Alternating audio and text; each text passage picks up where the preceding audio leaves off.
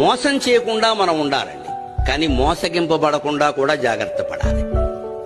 నేను ఎవరిని మోసం చేయలేదు, కానీ నన్నే అందరూ మోసం చేసి అది నీ దోషమే, సవరించుకోవాలి. దాని ద్వారా సానుభూతి సంపాదిద్దామని చూడద్దు.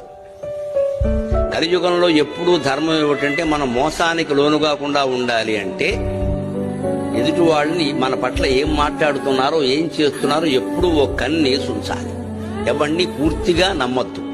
నమ్మాను అని చెప్పేవాడిని కూడా సగమే నమ్మదు. ఎవరి యందు ఎలా ఉండాలో అలా ఉండాలి తప్ప అందరికీ ఒకటే సూత్రం కలియుగంలో పనికిరాదు. ఎందుకంటే మానవులందరూ అలా ఉండరు, ఏ యుగంలోనూ ఉండరు, ఇందులో మరీ ఎక్కువ. పైగా ఈ యుగంలో పగలు ఎలా ఉంటారో రాత్రి ఎలా ఉంటారో తెలియదు. ఎవరిని మంచివాడు అనడానికి లేదు, అలాగని చెడ్డవాడు అనడానికి లేదు. లోకమంతా చెడిపోయిందంటే మీరు గమనించండి. ఒక 10 ఏళ్లుగా గుళ్ళల్లో పూజలు పెరిగాయి, తీర్థయాత్రలు పెరిగాయి, పూజలు పెరిగాయి, అన్ని హారతులు పెరిగాయి. ఇలా ప్రవచనాలకు జనం రావడం కూడా విపరీతంగా పెరిగింది. కానీ ధర్మము నీతి పెరిగిందని చెప్పగలరా మీరు?